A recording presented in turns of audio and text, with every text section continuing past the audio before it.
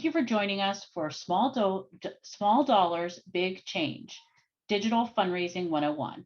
I'm excited to introduce our two speakers. First is Anna Finkelstein. She is the Movement, Issue, and Charitable Organizations Manager at AB Charities. Anna is also a volunteer community organizer in the Boston area. In her current role, Anna helps nonprofits build grassroots digital fundraising programs that democratize our movements and make it as easy as possible for people to give to their favorite causes. She believes in the power of small dollar donors to transform our collective work for a better, more just world. Dan Michaels is a movement, issue, and charitable organizations associate at ActBlue. Dan Michaels is passionate about dismantling traditional fundraising structures and empowering the small dollar donor revolution. In his role as a movement, issue, and charitable organizations associate with ActBlue, he works with a myriad of nonprofits nationwide to assist them in fully harnessing the power of their digital programs and grassroots support. Prior to joining ActBlue, Dan worked as a fundraiser for adult education, animal welfare, and immigrant rights. Originally from New York, Dan and his partner have made their home in beautiful San Antonio, Texas. We really appreciate you both being here with us today, and I'd like to turn it over to you to go ahead and get started. Thank you so much for that, Kathy. I really appreciate it. Good afternoon, everyone. Anna and I are super excited to be with you all today and to be speaking a little bit about digital fundraising and people-powered movements. I understand that you all may have had a few options for breakout rooms today, so we really appreciate you all choosing to be here with us. I think it should be a pretty fun and interactive session. So just a quick housekeeping note that as we're going along with the presentation, please feel free to jot down your notes and questions and ask them in our Q&A section at the end. That way we'll be able to spend a lot of time talking through your questions. But yeah, as mentioned before, my name is Dan Michaels, and I'm an associate on the Movement, Issues, and Charitable Organizations team at ActBlue. Essentially, we're the team that works with pretty much all entities on the platform, excluding for political campaigns, of course. And I personally work mostly with immigrant and human services groups on the platform. And I came to this work in movement building and digital fundraising initially, due to the fact that I have loved ones belonging to the undocumented community and sort of just having that kind of firsthand recognition of really how fundamentally broken and inhumane our immigration and criminal justice systems are, as well as generally just witnessing the other vast racial inequities that exist in this country. But I was thrilled to have the opportunity to work at ActBlue, as I get to work with groups pretty much almost every day that are really on the front lines for progressive change and holding our government accountable. And Anna, did you want to maybe go and introduce yourself a little bit? Yeah, thanks, Dan. I'm Anna Finkelstein. I use she and her pronouns. Really excited to be here. A little bit about how I got into this work. I actually used to be a high school history teacher and then really was feeling burned out. On the side of that work, I was a volunteer community organizer working sort of in support of a number of different issues and really saw firsthand. I found myself in a lot of positions of sort of casual fundraising, and I really saw firsthand the way that often for many folks, giving just a small amount was sort of the first step in folks feeling like they were a part of a greater movement. And so with that experience and really seeing that in my life, when I decided to leave teaching, really excited to come to ActBlue and to make sure that other folks get to give and get involved in the movements they really care about. So really happy to be here. And let's go on to the next slide. Dan's going to lead us in a little icebreaker just to sort of like warm up here. Yeah, thank you so much for that, Anna. And I'm always excited to be in a training session with Anna where she can really show off her amazing teaching and organizing chops. So love that. So first, yeah, so we thought maybe we could do a quick icebreaker, just kind of get us going here and to really get us in the mood today for what we'll be speaking about. So a couple questions. So 1, what's your name? 2, why are you here today? And 3, what is your first or best experience asking for money?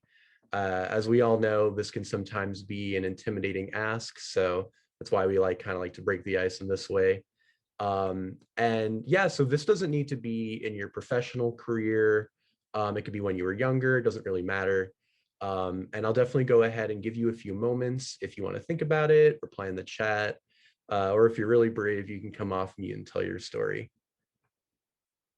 I know for me personally, the first time I ever asked for money was when I worked for my local humane society.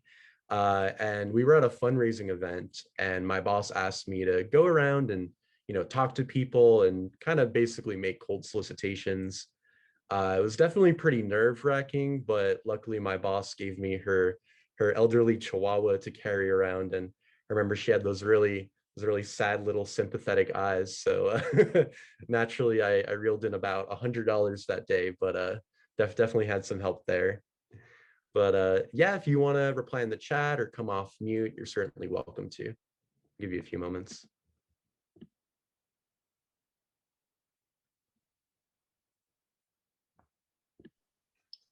I can probably go ahead.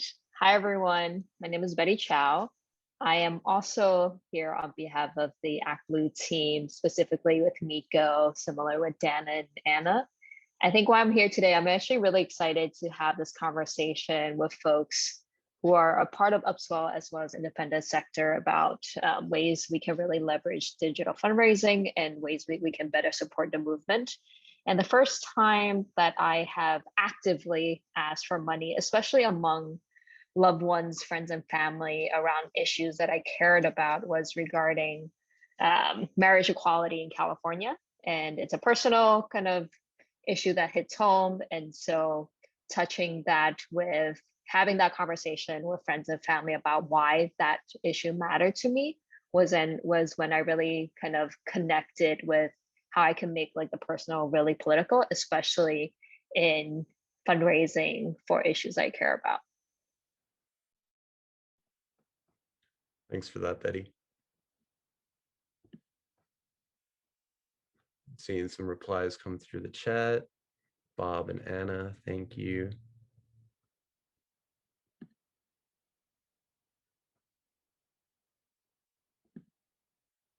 All right, that's great. Thank you so much for sharing, everyone. Yeah, so before we go further, I just wanted to make an acknowledgement of the geographic land where we are currently located. For myself, I'm located on the home of and the traditional ancestral lands of the Cohotilcan people, now today called Bexar County and San Antonio, Texas.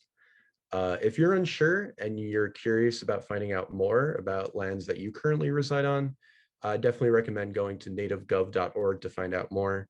It's definitely a great resource. So yeah, let me run through the agenda for today quickly. So first, we'll talk a bit more about ActBlue and kind of where we exist in this space, as well as talk about why we're really crazy about this thing called small dollar donor power. Next, we'll talk about digital fundraising and sort of exactly what are the essential tools needed to get started in building a digital program. Next, we'll talk about how to build an online list. So generally, who will you be directing your fundraising efforts towards? After, we'll spend some time workshopping fundraising emails and how to craft a compelling case for support to donors.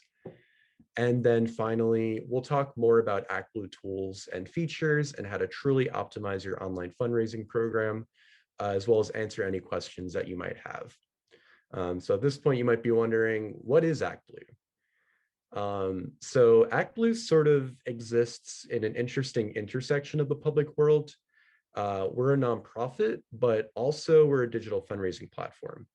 And our mission and the reason for our existence is to help charitable organizations and progressive campaigns thrive. At the center of our core is this core belief. Small dollar donors make sure our movements are accountable to the very people who are often most influenced by the work. We also believe small dollar donors are the people who will show up. This means they'll answer your calls, they'll show up to your protests, they'll sign your petitions, and if they love your mission and you engage them properly, they'll also make donations when you ask them to.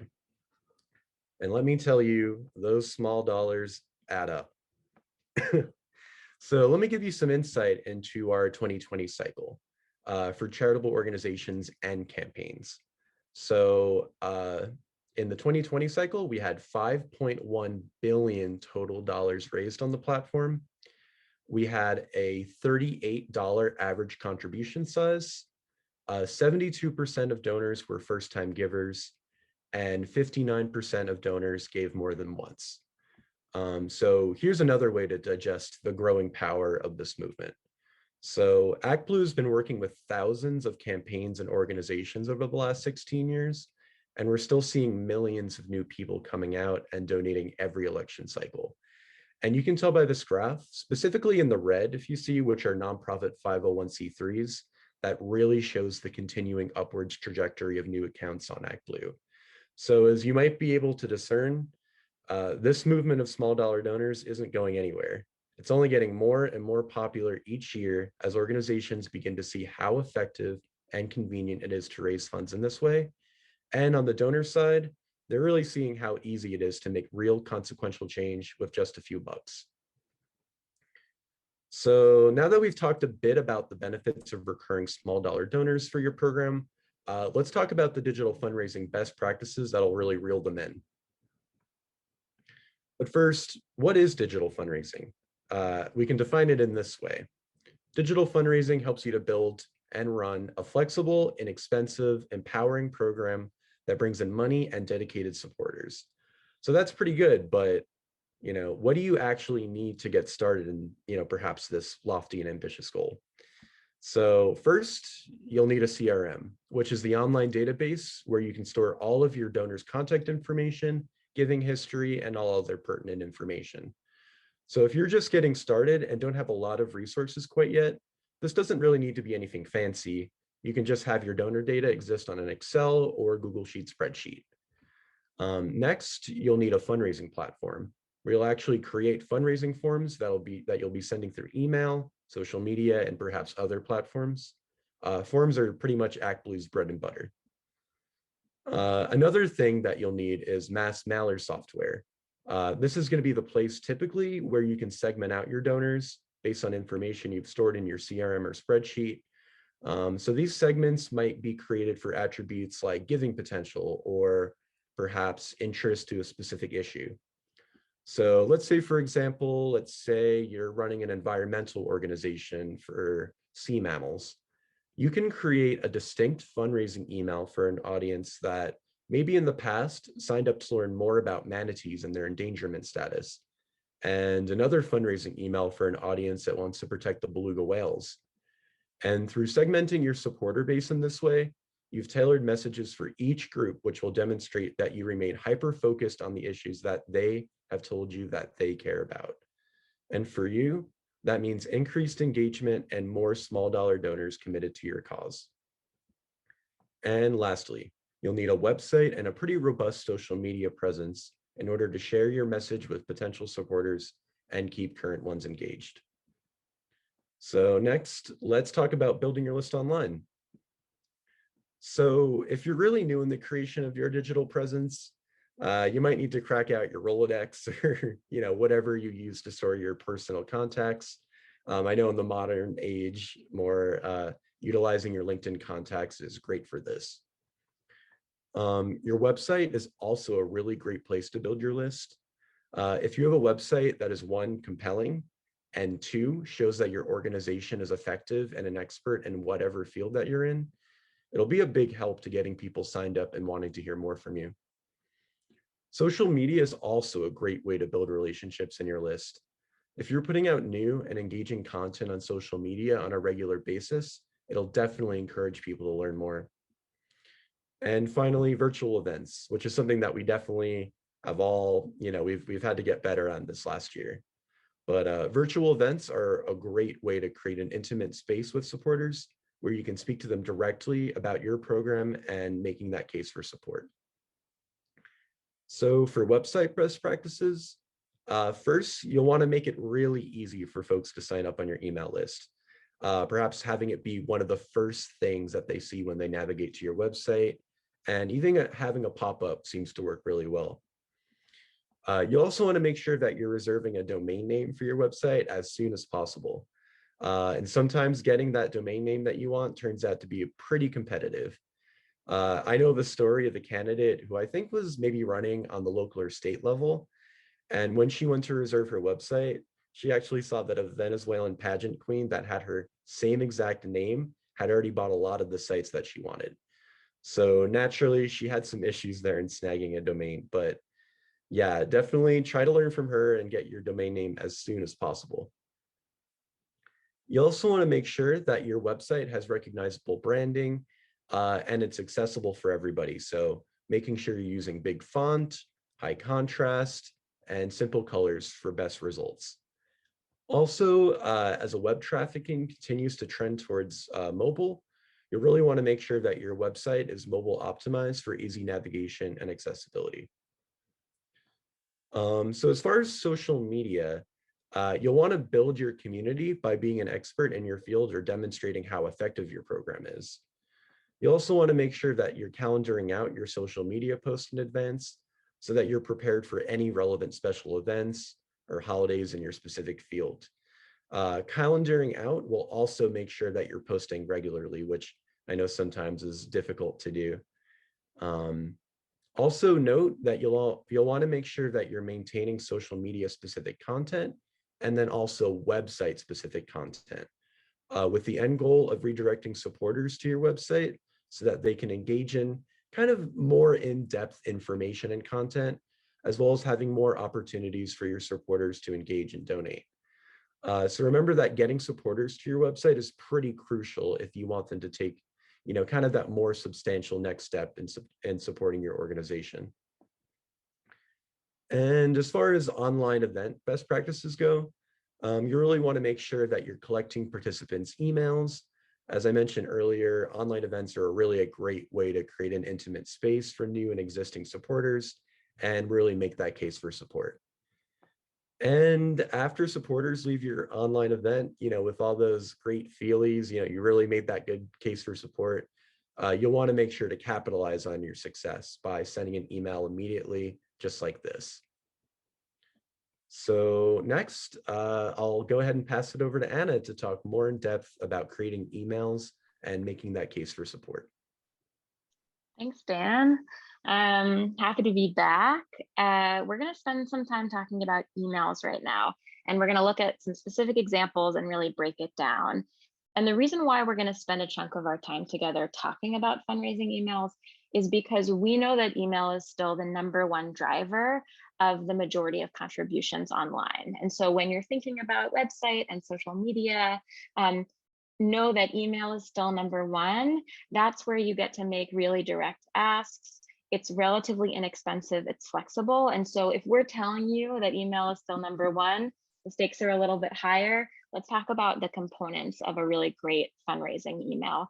And so before we get into sort of the structure, and the thing that I also like to say here is that as somebody who has written fundraising emails before, I've always felt pretty daunted by it, and it's because I know that they're so important. But there's actually some really great formulas that once you know, you're going to start to see it everywhere. You're going to start to see it in fundraising emails you get, and you'll also start to notice when it's not there. And so the purpose of this presentation is really to do some demystifying around fundraising emails, and particularly the ask, which is the most important thing. So broad strokes, though, 40,000 feet, fundraising emails should motivate folks to action, right? This is the thing that you want to feel inspired by, that you want to feel like you're connected to, so that you're ready to take action. And in order to do that, you have to make folks feel like, we're all a part of something bigger, right? That my personal stake and my input really matters. And in order to do that, you want to make sure that you are using inclusive and empowering language. And so that means avoiding gendered language. It means thinking about accessibility in your text. So paying attention to simple, larger text. And you also want to make sure that it is easy for folks to give, that folks are not having to look through that email, because if they have to do that, you might lose them in the process. So here are some things we'll keep in mind as we go.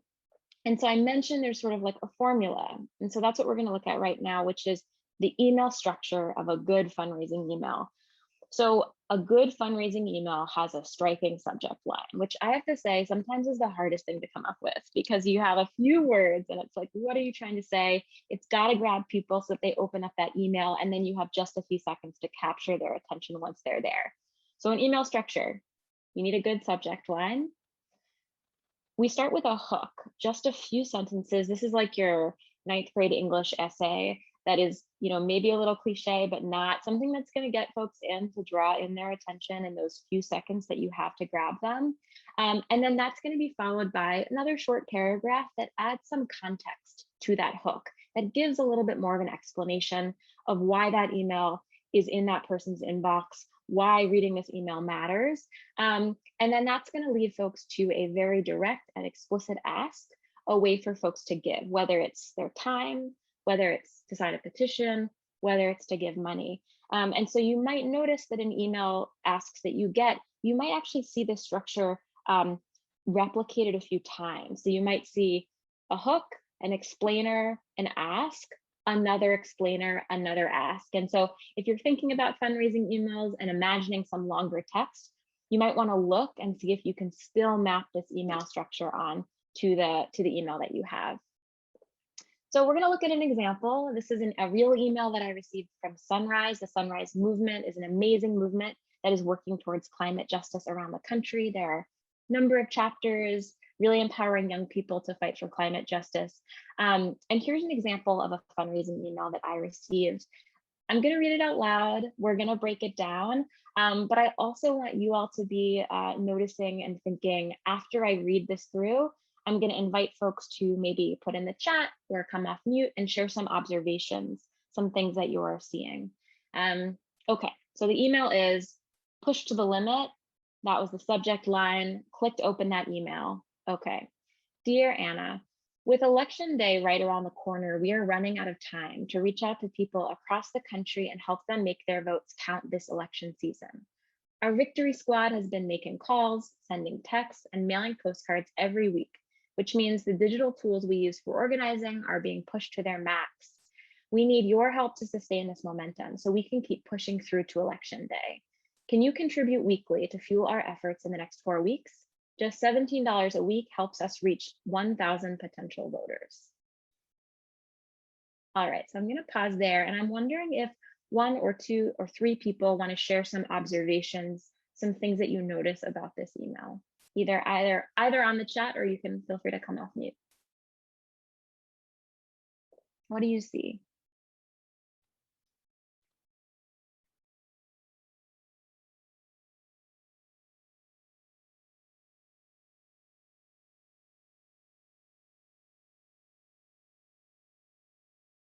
I'm a former teacher, so I have spectacular wait time.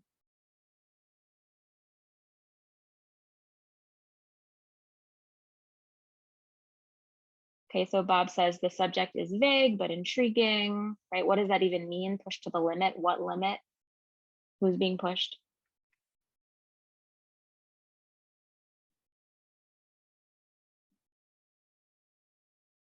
Any other things that folks noticed? Yeah, a sense of urgency. Where do you see that? That sense of urgency, running out of time.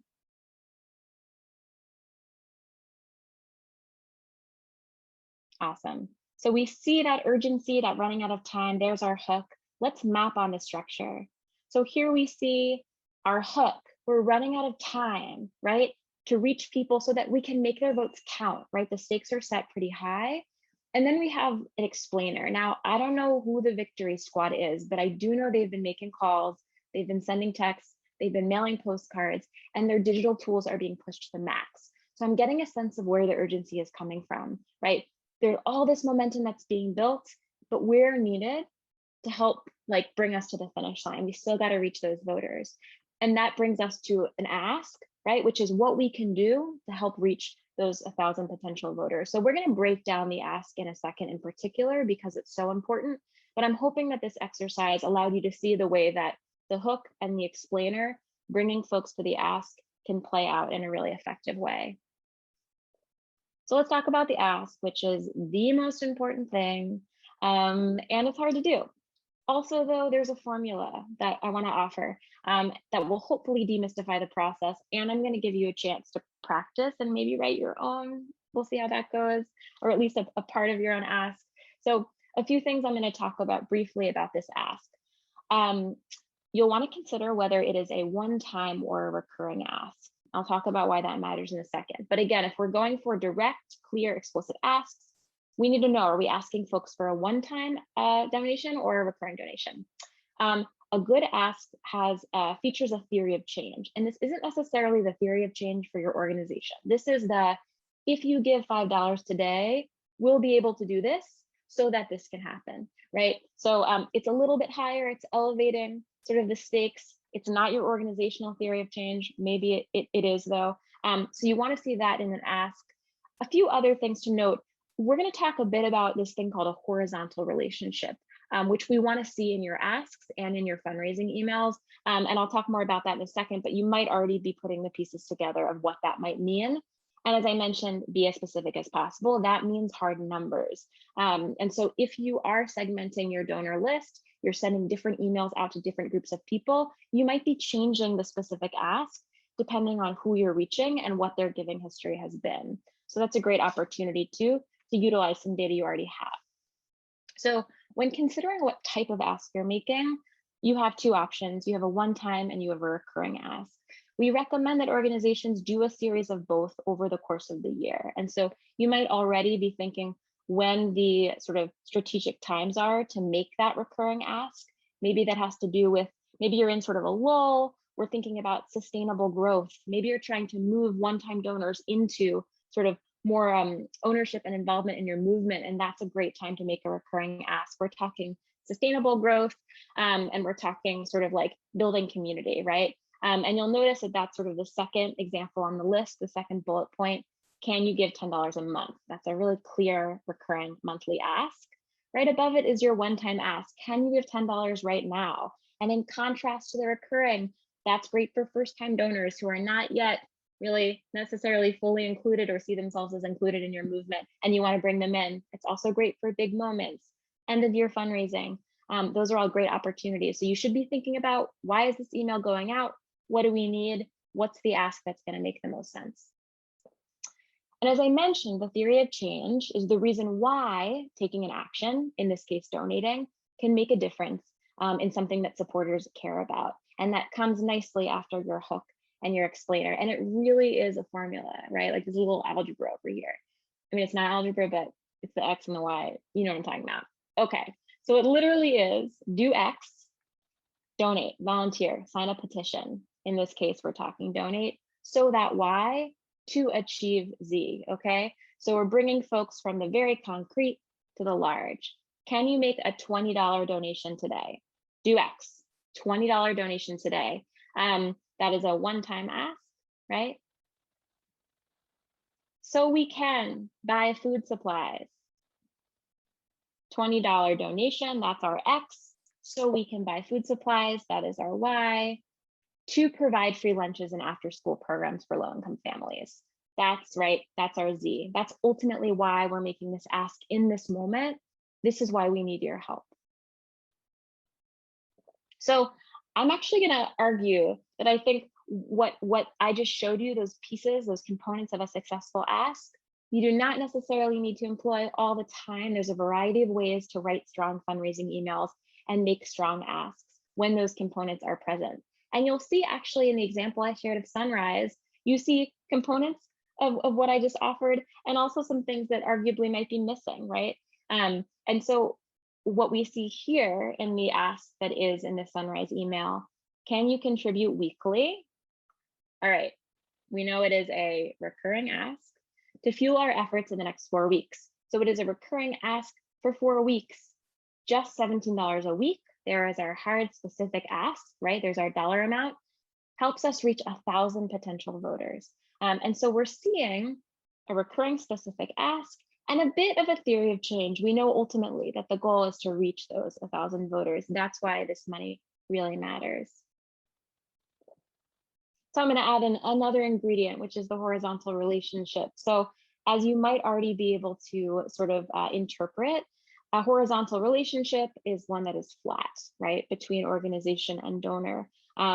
Vertical relationship, on the other hand, is not. And that is where we see the organization having the answer and the invitation that donors help so that the organization can do their good work.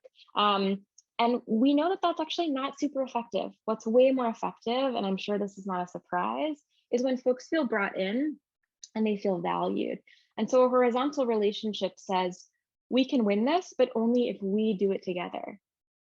Okay, the difference being I have the answer, chip in, to we can do this, but only together. And there are lots of ways to incorporate a horizontal relationship into the body of an email, as well as in the ask itself. And so in the example of Sunrise, I actually see the horizontal relationship existing in the explainer, which I've highlighted in green. We need your help to sustain this momentum so we can keep pushing, right? We're all in this together.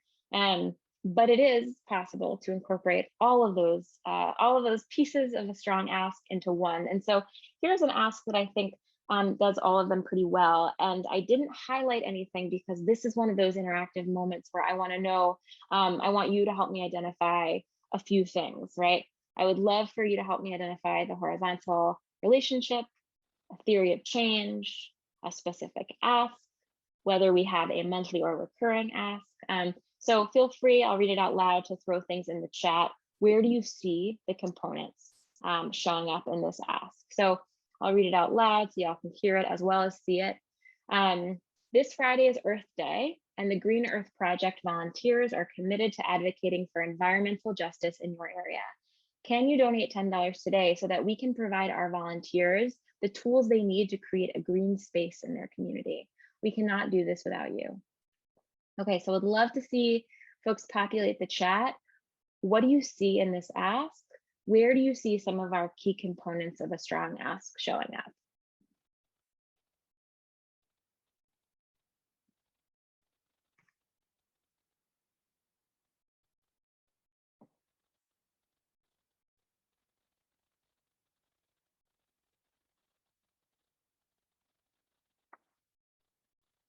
Awesome. I'm seeing horizontal. We cannot do this without you.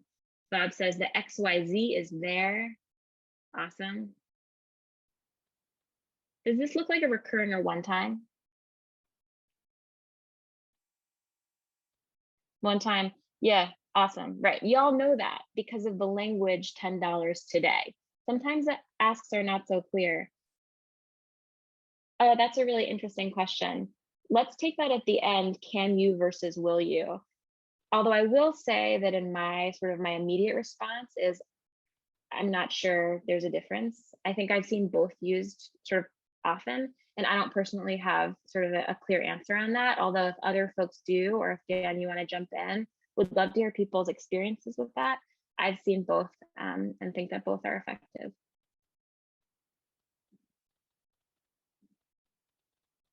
Okay, so I told you this is coming. So I would really love for folks to take a few minutes to try their hand at writing an ask.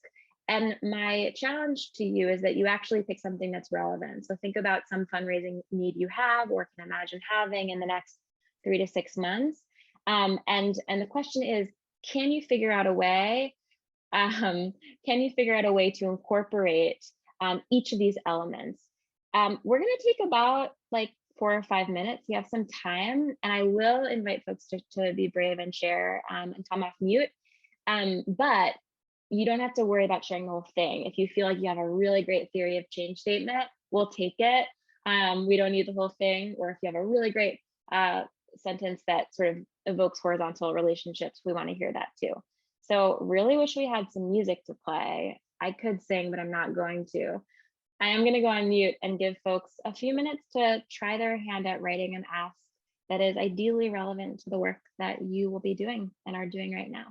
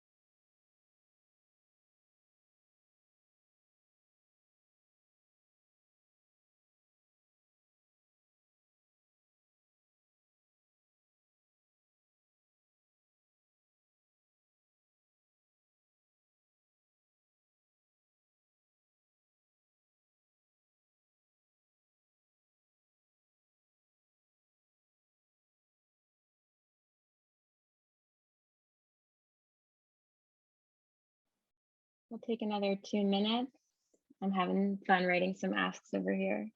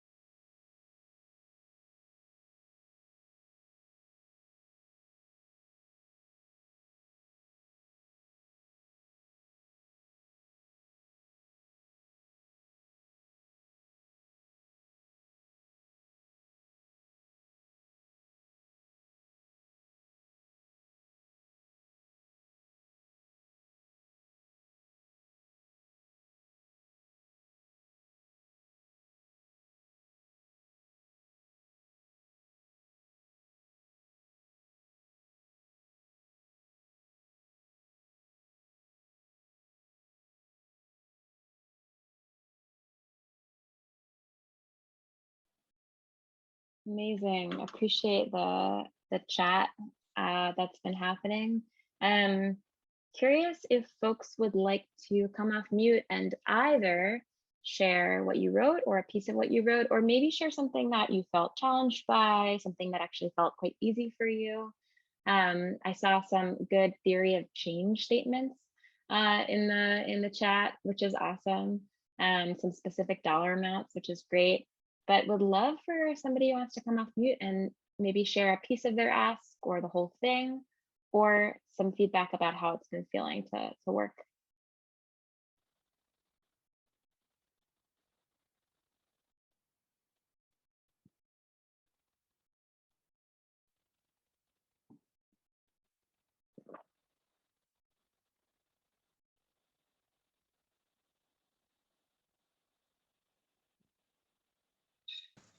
I'll come off mute. This is Bob Reed. Hello.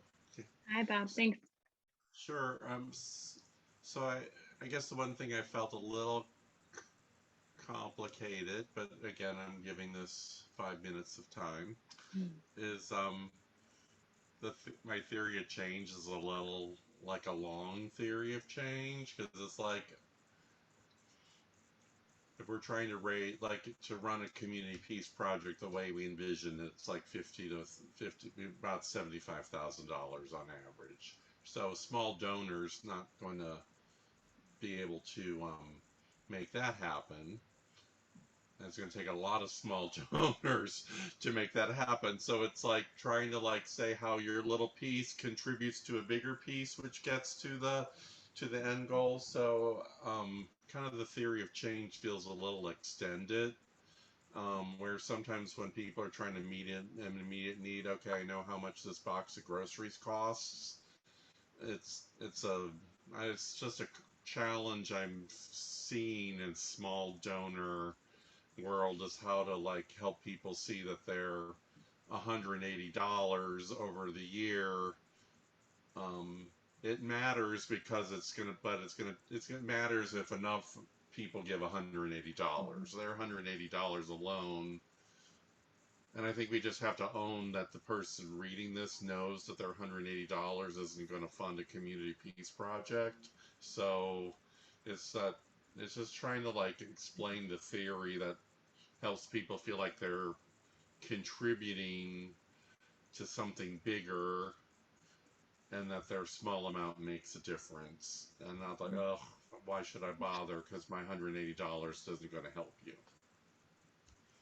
So there was a lot there. Yeah, thanks for sharing. There is a lot there. No, I mean, I think that it's really hard. And I think that is in part what the horizontal relationship will hopefully do, is that people feel like it's not just their one sort of contribution, however big, that actually this is a movement of folks that we all get to be a part of by contributing. So something like the tens of thousands of dollar project feels less far away, right? I think actually you did a great job of illustrating just why the horizontal relationship is important to get in there, because people are not feeling like they're isolated in their giving. It's like a larger movement. So I think, but yeah, 5 minutes is it was a challenge for sure. We'll Okay. see if, Yeah, yeah. thank you for giving me some words around that phrase horizontal relationship. Helps me explain with a word that what what I'm trying to accomplish, and you just described. Thank you. Yeah, good. I'm glad that language is helpful, right? Like, I think the point of all of this is to, again, ground us all in some shared language, demystify the process a little bit. And the hope is that you start to see this more and more as you're reading your email. So I'm thoughtful of time. So I'm gonna really appreciate folks for participating in the chat. Thanks, Bob, for coming off mute. And so we're gonna move into, we just did that. We're gonna move into sort of the ways in which the tools and services that we provide at ActBlue can support your fundraising. And so I'll pass it over to Dan for that. And we'll do a little bit of that. And then before we all know it, we'll have some time for Q&A and we'll do a little wrap up. Yeah, thanks so much for that, Anna. Yeah, so now you've all spent some time understanding how to make the most out of your messaging and, really developing an awesome ask. So now, how are you going to actually get those funds? So let's talk about optimizing your digital fundraising experience with ActBlue tools and features. So as far as tools go, we'll talk about contribution forms and branding, embedded videos, mobile optimization, analytics, and reporting and compliance. So moving forward, let's talk about contribution forms. So ActBlue makes it really, really easy to create contribution forms that are super user-friendly for supporters. And with our universe of over 13 million ActBlue Express users, supporters had the opportunity to save their contact and billing info so that they can just donate in 1 or 2 clicks. Also, from the get-go, you have access to different types of forms that will really help to fit the full menu of digital fundraising needs. So contribution forms including tandem forms, ticketing, peer-to-peer, and embed forms. ActBlue also makes it really easy to create branding that you can save and use across contribution forms on the platform, so that you have really polished looking contribution forms in an instant. And I'd say this is really helpful for when your organization has to react quickly for a rapid response moment. With social share, ActBlue makes it really easy for supporters to share that they've donated to your campaign or cause on social media. And lastly, ActBlue makes it super easy to be inclusive to different audiences. And with just 1 click, you can make your contribution form Spanish language in the form editor. So next, embed videos are a fantastic way to translate your case for support. You can either embed a video that you've recorded for your supporter audience, or you can also embed a live video if you're hosting a live online event. We've definitely seen a substantial raise in conversion rates when orgs have embedded videos in their forms. And from data from the last election cycle, we saw around 58% of donors give on mobile. ActBlue lets you easily translate the branding that you've created for desktop and makes it as beautiful and accessible to give on mobile. As far as analytics go, analytics makes it easy to track your data and visualize your fundraising in an easy to view graph. With analytics, you're able to make strategic decisions based off of when you're fundraising and when you're not fundraising as much. And finally, if you're interested and you work or run an IRS approved organization now or in the future, we'd be more than happy to work with you and anyone in this awesome community of professionals. We'll definitely include our contact info in the end in case you wanted to ask us any questions more in depth. And just to wrap up, I'll pass it over to Anna.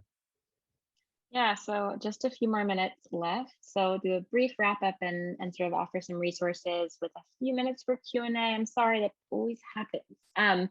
But we hope that I think most of y'all all probably came in, bought in, but small dollar donors are really important, and they build people-powered, more accountable movements for all of our liberation, and that's why we're all here.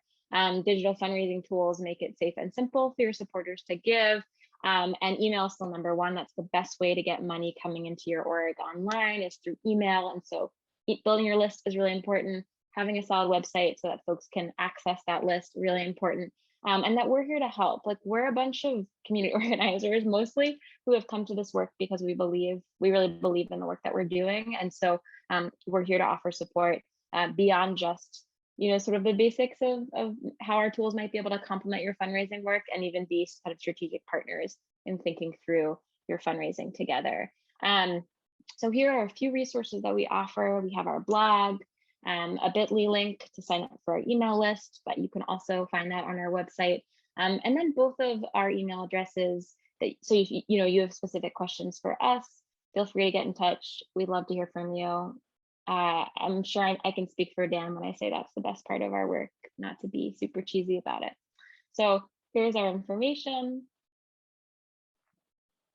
And then a few minutes for questions. I also threw our support @ email address on here as well, if you don't want to reach out to either of us personally. But I know we really have just a few questions, but if folks have a burning question they want to throw into the chat, we will try to get to it, or at least just name it. And it's always good feedback for us as well to see what information might be helpful in addition to what we already share.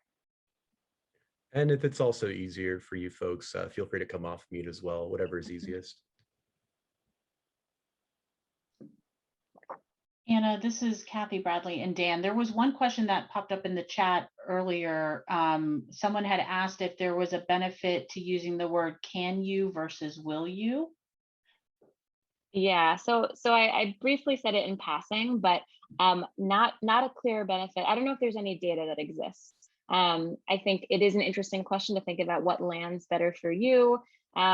What is maybe more appropriate to the tone of your email. I think fundraising emails will strike different tones depending on why you're fundraising, why that email is going out. And so perhaps with a level of urgency or year-end giving, you might decide that one or the other is better fit for the tone that you're trying to sort of evoke.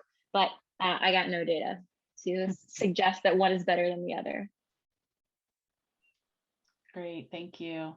Well, thank you both so much for being here with us today and for giving us some tips and tricks on digital fundraising. And I love that this was an interactive session as well, asking the audience to participate. So thank you so much to both of you.